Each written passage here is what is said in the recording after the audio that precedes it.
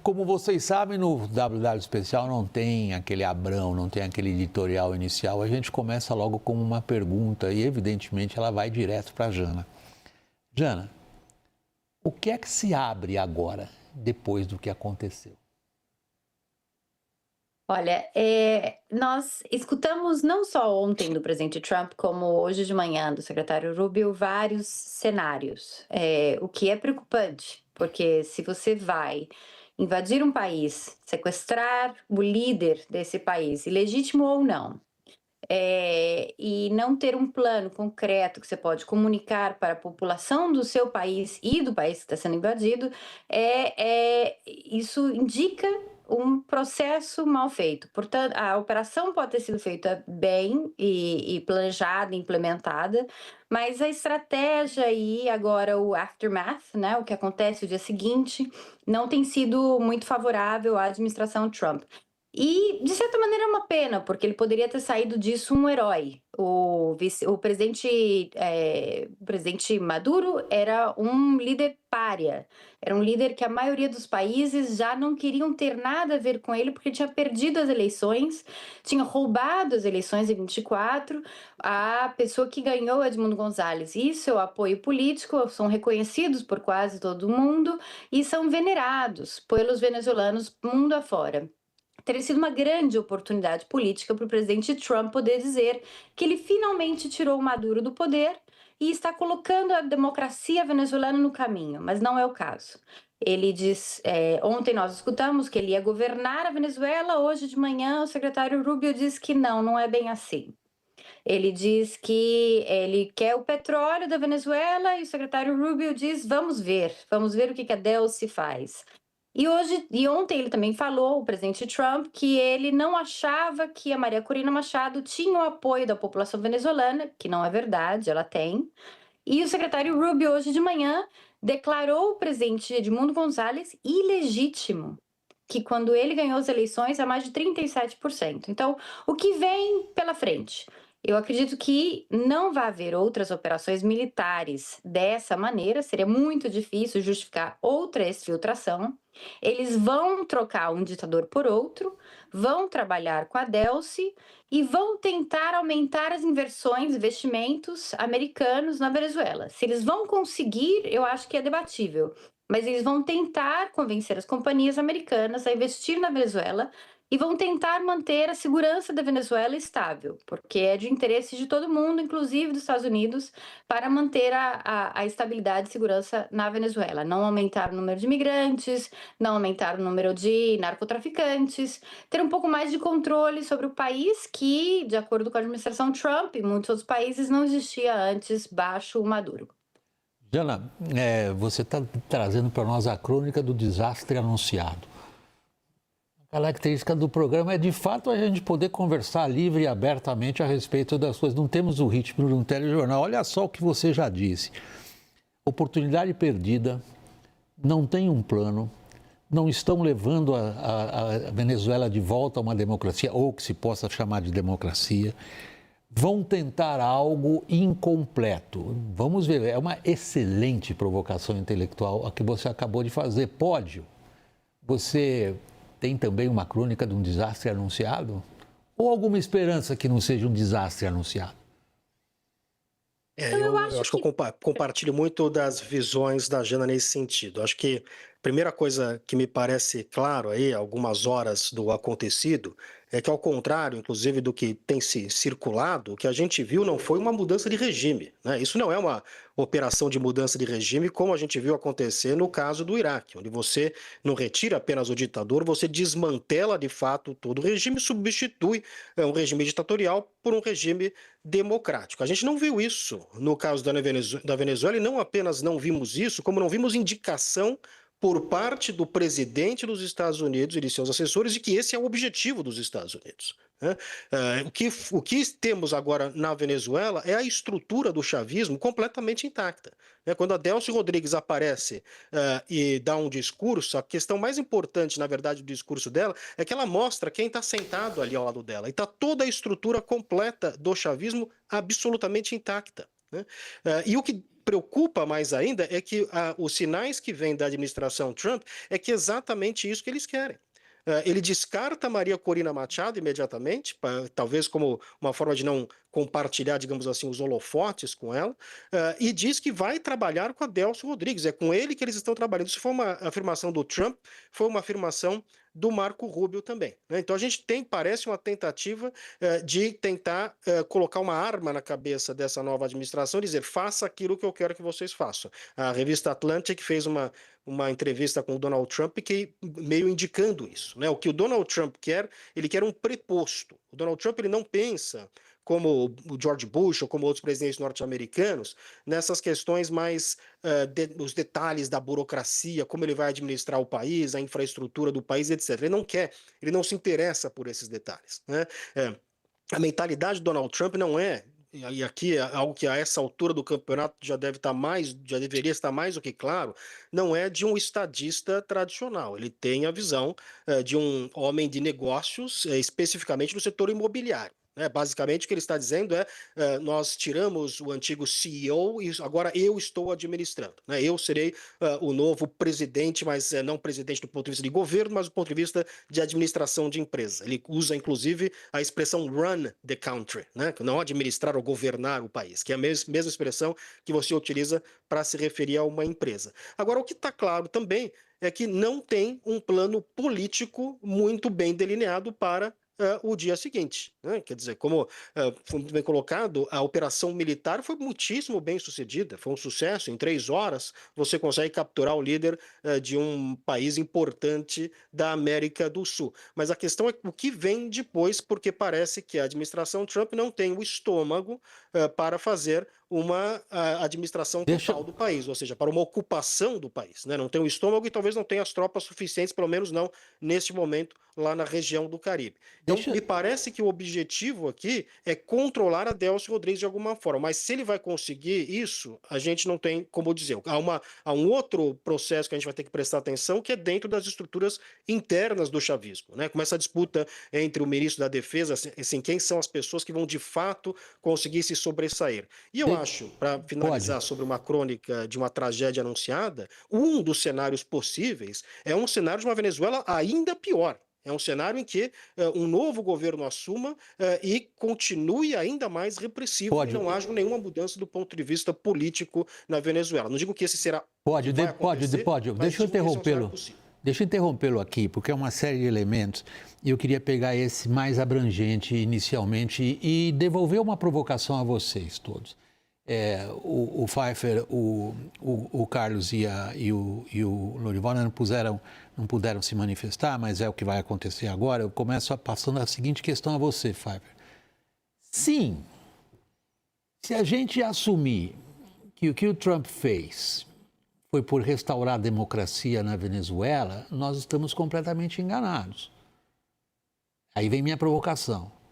Agora, se o que ele fez, que é mercantilismo puro, sem nenhuma desculpa, isso é mercantilismo puro. Mercantilismo puro, eu diria, do século XIX, traduzido para o século XXI. Não é uma questão de política externa a ser administrada a Venezuela, é a questão de um ativo chamado petróleo a ser controlado e dominado. Aí ele tem um plano ou nem aí, Pfeiffer? Bom, ele tem objetivos, né? E esses objetivos estão listados no documento de estratégia nacional americana, da estratégia de segurança nacional americana, que foi divulgado há algumas semanas. E o que está muito claro aqui é a negação do acesso aos seus adversários ou rivais.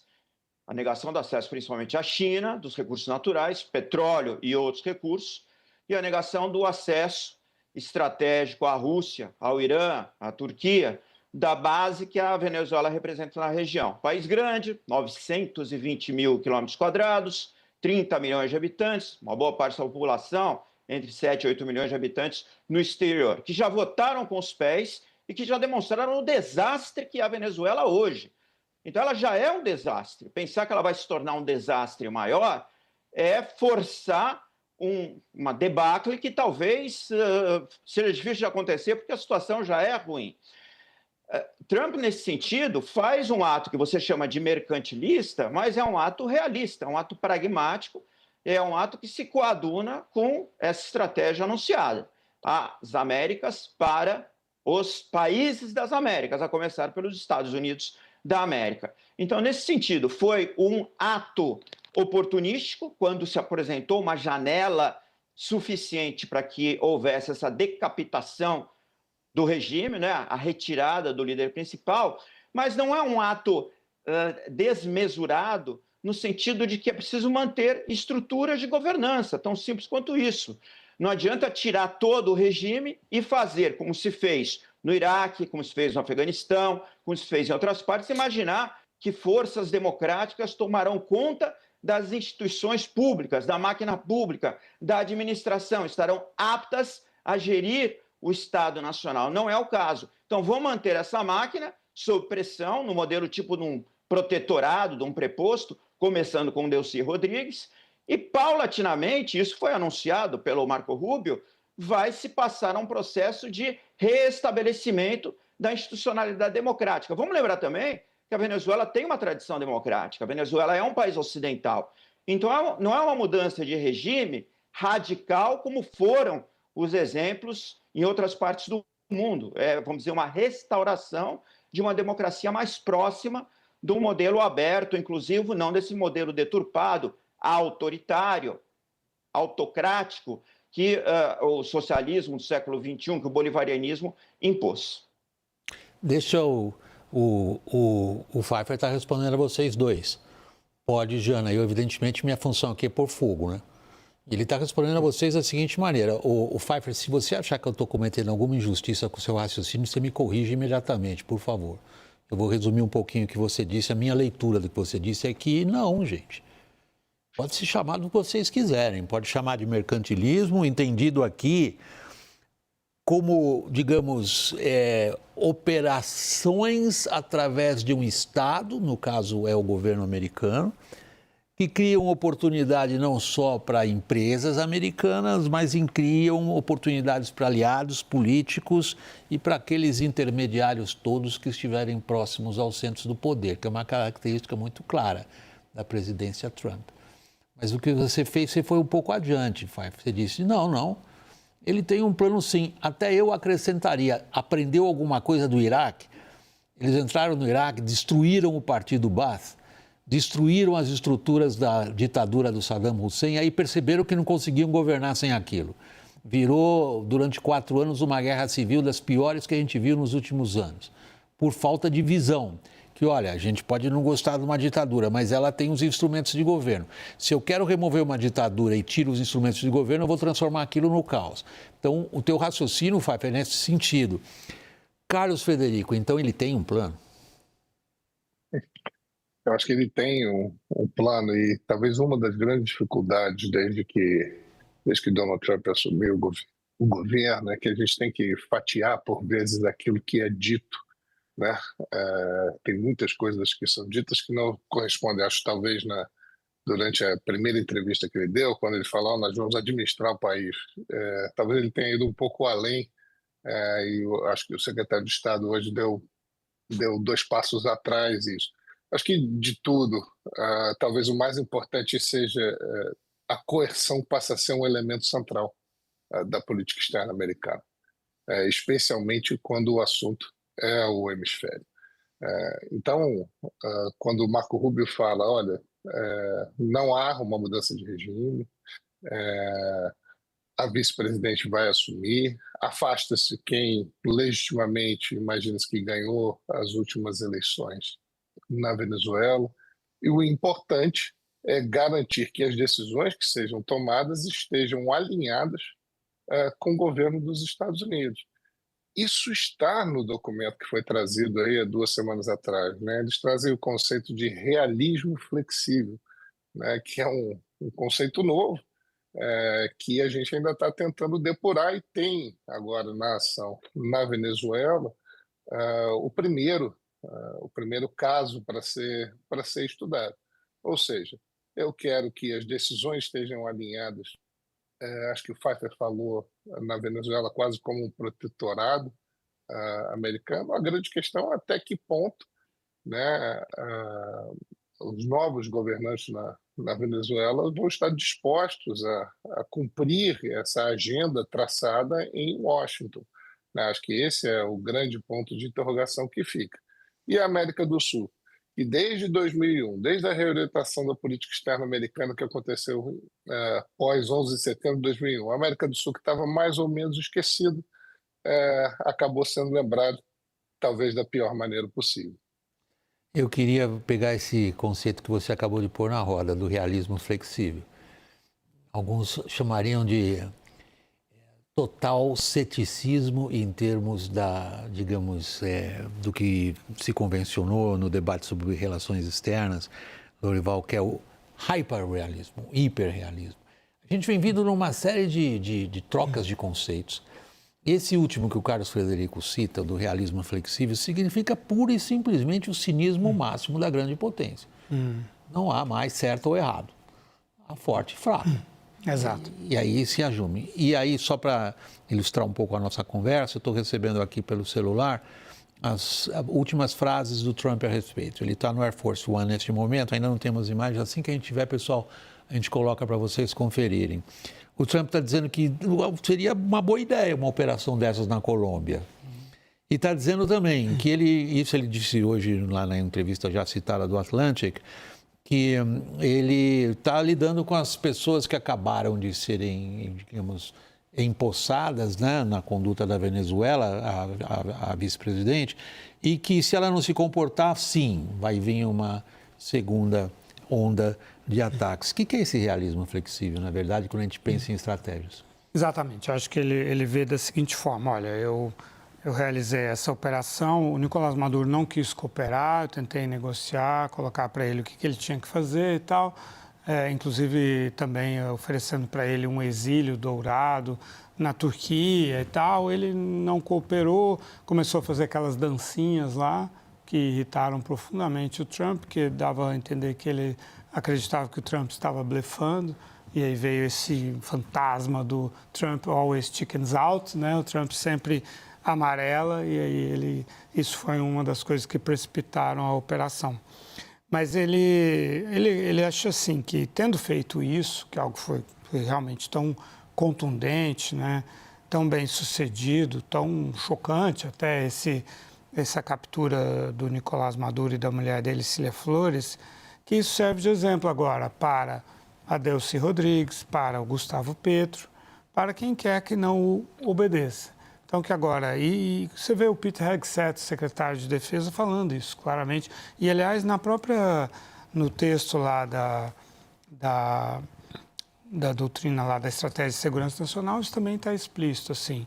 Aqueles que não entrarem na linha, né, que não se comportarem da forma como a gente quer, sofrerão as consequências, né? Então, agora fica claro o seguinte: se a Delcy Rodrigues não seguir as políticas que os Estados Unidos querem que ela siga, que foi o que o Marco Rubio falou hoje de manhã, se ela não fizer isso, ela vai ser também exfiltrada, levada para uma prisão. Gustavo Petro continua a incomodar? Bom, tem eleição agora também, daqui a poucos meses, em maio, na Colômbia tem eleição. Onde ele tem poucas chances, aparentemente. E a direita deve ganhar, então acho que aí é mais um aviso, assim, de maneira geral. Eu acho que é isso, é uma política, acima de tudo, de intimidação e de lei do mais forte. Jana, para nós é realmente uma oportunidade muito especial ter você a bordo do programa, pela sua experiência profissional dentro do Pentágono. Todos nós aqui temos muita inveja de quem participou, nós jornalistas, sobretudo, estou falando no nome do Lorival também, não dos nossos acadêmicos e professores, mas nós jornalistas temos muita inveja de quem participou realmente da elaboração disso, que depois a gente vai comentar na televisão, que é o que a gente está fazendo agora. Agora, o Pentágono, Jana, isso aí você nos deu uma ideia, não é simplesmente um ajuntamento de oficiais ou de servidores públicos de alta especialização. Ele tem doutrinas de ação, desenvolvidas ao longo de décadas.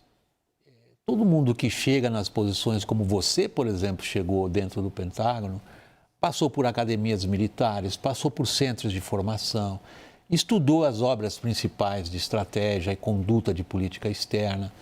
e elas todas Trump parece jogar pela janela. A gente tem a sensação ali atrás de você que a sua biblioteca, você pode jogá-la pela janela se alguma coisa que o Trump fez trouxer os resultados que ele espera. Ou, de fato, a gente precisa jogar essa literatura pela janela, Jana? Não. Nós estamos vendo já a resistência de elementos do Pentágono, né? O próprio diretor do Comando Sul, Alvin Hosley, com quem eu tive o prazer de trabalhar, um excelente almirante, ele decidiu que ele não queria ser parte dessa administração e das decisões que estavam sendo tomadas. Em particular, a preocupação dele era os assassinatos extrajudiciais de barcos no Caribe e agora no Pacífico, que são de responsabilidade dele. As ações na Venezuela, digo, não são ilegais, mas no mundo, digamos, geopolítico e de realpolitik, a realidade é que seria muito difícil trazer um caso judicial na corte americana contra essa ação em particular.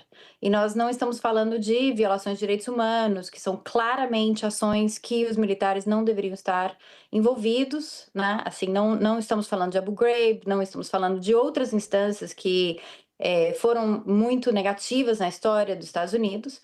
Então, essa é uma instância, a retirada de um presidente ilegítimo, por mais que seja ilegal, porque não foi uma guerra declarada pelo Congresso, é uma situação no qual os militares poderiam se questionar se estão tomando ações corretas ou não. E os que decidirem não participar, a maioria deles tem como sair desse processo. Inclusive o escritório que eu comandei, que era a Autoridade Civil de Segurança e Defesa, a maioria dos meus funcionários já não estão mais lá, porque eles decidiram que eles não queriam ser parte disso e estão em outras partes do Pentágono ou saíram do próprio Departamento de hoje guerra. Então, há um processo no qual civis educados e militares educados estão tomando decisões baseadas na sua própria consciência e os que decidiram serem complicentes com esse processo, talvez não nesse caso em particular, mas em outras instâncias, em particular o caso dos barcos, dos assassinatos extrajudiciais, eles verão as consequências de suas ações nas cortes militares e civis nos Estados Unidos. Pode, eu vou insistir um pouco inicialmente nessa abordagem um pouco mais aberta que nós estamos fazendo, se bem que há uma série de pontos específicos para a gente tratar também. Parece haver um consenso, Pódio, que qualquer que sejam os cenários que se desenvolvam agora, decisivo não terá sido decapitar o regime e tirar Maduro de lá. Decisivo é o que tipo de estratégia ou de pensamento estratégico vai ser colocado em prática agora? Você consegue identificar? E há alguns elementos para a gente identificar isso, né? Primeira coisa, né? Vocês mencionaram aí o caso da Colômbia, como a Colômbia sendo o próximo. Se a Colômbia está sendo também ameaçada, né, novamente reforça que a questão não é democracia, né? A Colômbia é uma democracia relativamente consolidada, em particular se tratando do contexto de América Latina, né? Transição de poder, etc. E era até pouco tempo atrás um aliado muito forte dos Estados Unidos. Essa é a primeira coisa. A segunda coisa, para delinear um pouco esses elementos que você pergunta, William, a gente tem o padrão clássico, e não precisamos nem voltar para o Iraque e para o Saddam Hussein. Vamos ficar na América Latina, na questão do Panamá em 1989, que tem um cenário muito similar ao que aconteceu na Venezuela, né? Também foi uma destituição de alguém que era um ditador que havia roubado as eleições. O que aconteceu no Panamá não teve Delcy Rodrigues. O que os Estados Unidos fez no Panamá foi desarticular toda a coluna vertebral do Noriega, inclusive desmobilizando o poder militar, né? E retornando ao poder os civis que haviam ganho as eleições e tinham sido roubados pelo Noriega. Este é o que a gente viu acontecer, e foi de fato restaurada a democracia no Panamá naquele momento. O Donald Trump está tentando uma nova abordagem, ou seja, qual que é o outro lado da moeda disso que nós vimos no Panamá? É necessário uma intervenção muito mais robusta. Foram 25 a 27 mil tropas no Panamá, um país de dimensões muito menores do que a Venezuela. Uma ocupação da Venezuela, portanto, demandaria um número de tropas muito mais alto. Então, esse seria o outro lado da moeda. O que o Trump quer tentar fazer nesta mentalidade de agente imobiliário, de CEO, é tentar ver se ele consegue controlar a Venezuela através de um preposto pela via da coerção. Acho que isso junta um pouco, inclusive, o que os colegas falaram sobre o que a gente tem visto acontecer. Então ele diz, olha, é melhor, Delcy, você se comportar, senão você vai ter o mesmo destino do Maduro. Olha, o que acontece se ela não se comporta? Ele vai fazer uma outra operação, e aí o próximo que vier que não... Quer dizer, até onde isso vai? Então, o Trump está tentando aqui uma estratégia absolutamente nova, que é controlar o país pela via da coerção constante. E isso não foi testado ainda. Como é que você administra um país sob essas condições, sem você ter pessoas do seu governo, o que de alguma forma você tem confiança dentro do governo venezuelano. Cedo ou tarde isso pode criar algum problema ou, na pior das hipóteses, demandaria que os Estados Unidos ficassem sempre em prontidão no Caribe para remover qualquer líder que eventualmente não siga as ordens do Donald Trump. Esse é o modelo que está se desenhando e me parece que é um modelo muito frágil e que não foi testado. O que a gente talvez possa abrir alguma questão é que me parece que nos bastidores, há aí algumas reportagens, alguns indícios disso, que há algum tipo de negociação de bastidor com a estrutura do chavismo que sobrou na Venezuela, para que atenda os interesses econômicos norte-americanos. Mas mesmo isso eu não sei quanto tempo se sustenta. A gente vamos lembrar que o chavismo é um regime que uma das características ideológicas é a oposição aos Estados Unidos. Então ficaria muito difícil você, de uma hora para outra, se transformar num preposto norte-americano. Então é uma estratégia que, baseada simplesmente na coerção e não na ocupação, que acho que vamos ver como foi testada, porque eu não consigo encontrar paralelos históricos para a gente poder avaliar se isso funciona ou não. Não, de fato, essa tua observação final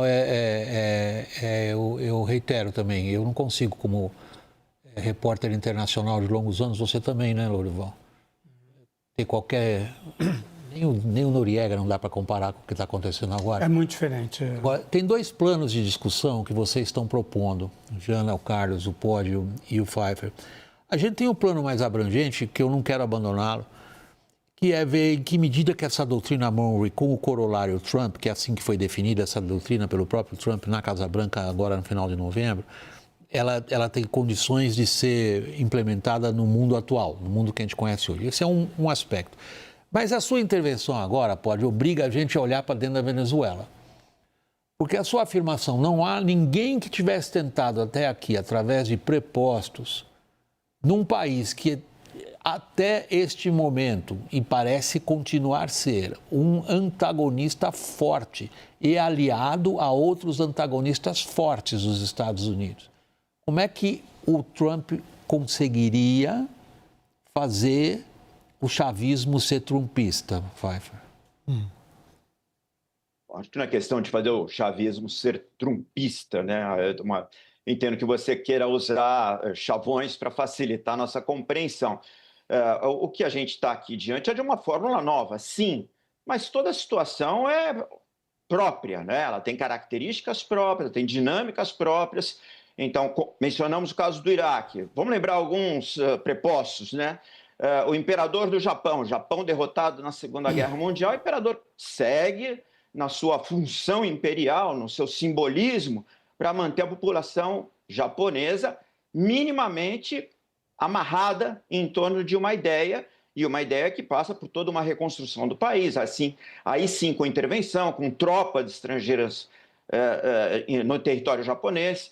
Enfim, cada situação tem a sua especificidade. O caminho do Trump de nomear um síndico, para ficarmos nesse jargão imobiliário, condominial, como queiram, então ele tem um síndico lá que vai tentar dar conta daquele condomínio. Tem experiência, tem se mostrado razoavelmente eficaz. Vamos lembrar que a Delcy Rodrigues fez a gestão da PDVSA, que não foi brilhante, mas pelo menos não permitiu o seu afundamento ainda maior. E, com isso, se ela conseguir, manter uma gestão mínima do país, 2, evitar a retomada de poder real de parte dos militares, ela garante essa transição e vai negociar alguma saída para ela no futuro, até onde os interesses americanos sejam atendidos. Se ela não desempenhar, se ela se mostrar não confiável, certamente haverá alguma operação que pode distraí-la e extrair outros ali próximos a ela. O que houve com Maduro foi efeito demonstração, né? Dizer, olha, aconteceu com ele, pode acontecer com qualquer um. Comportem-se, não tentem virar trumpistas, mas tentem atender o interesse nacional americano. É tão simples quanto isso. Você não precisa se converter. Faça como os romanos faziam, apenas pague meus tributos, comporte-se, não me amole, não favoreça o meu adversário, China, Rússia, Irã, e eu permitirei que você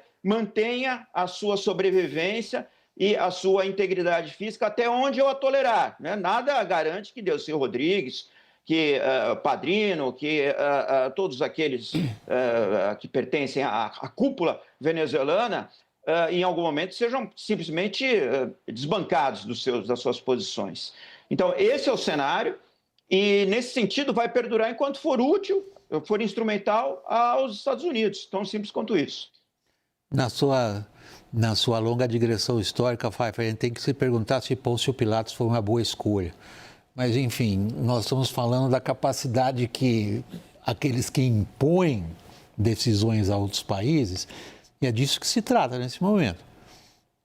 Claramente. Nós estamos vendo um país impondo decisões a outro. De que maneira que ele consegue fazer com que essas decisões, quaisquer que sejam, tá? Quaisquer que sejam, eu vou entrar nelas também. A questão do petróleo é fundamental e a gente tem tempo nesse programa para tratá-la também nas suas especificidades. Mas do ponto de vista abrangente, geral, que é o que vocês estão levantando, o realismo, como é que era? O realismo flexível.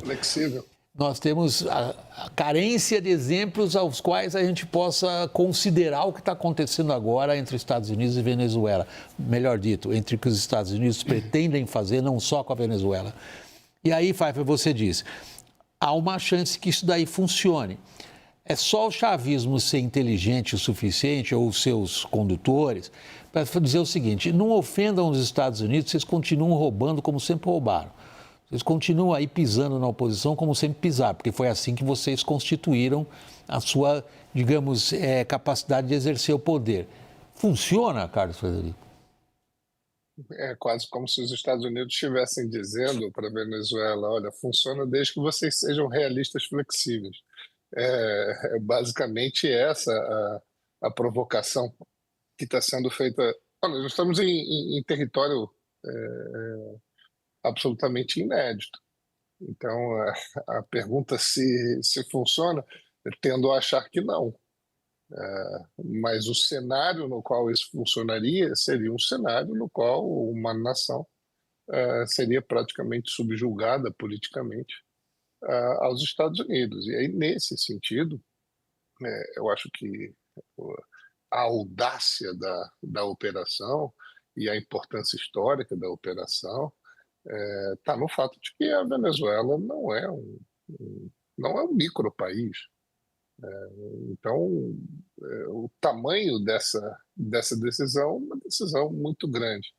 Né? E aí, acho que também, e outra pergunta que a gente tem que se colocar, o que a gente faz, ou o que faz o mundo, quando tem o país que tem a maior capacidade material e militar do planeta, resolve ter a coerção como elemento central da sua política externa. Porque as respostas de capitais distintas ontem foram, por vezes, risíveis. Né? A gente aí, o mundo está de tal maneira de ponta cabeça, onde a gente enxerga a Rússia dizendo, olha, foi uma agressão à soberania venezuelana, como se a Ucrânia não acontecesse. Macron sequer citou que houve uma violação de soberania, uma violação de direito internacional, a Alemanha no mesmo sentido. Então, o que fazer quando quem pode trazer algum tipo de obstáculo, algum tipo de resistência, não faz isso, né? E isso também acho, e imagino que a gente vai discutir isso em algum momento, traz elementos também para a política externa brasileira. Vai sim, vamos sim. Vamos sim, nós temos um Porque bom se pedaço reservado só para isso, Carlos Rodrigo, não se preocupe. Então eu vou parar por aqui só para dizer Não, que isso reduz o espaço. eu vejo como é difícil, às vezes eu tento organizar um pouco, Claro. desculpem, eu não estou querendo cercear de forma alguma o que vocês têm a dizer. Eu tento só organizar um pouco, às vezes, os aspectos um pouco mais específicos, que é esse que a gente pegou agora.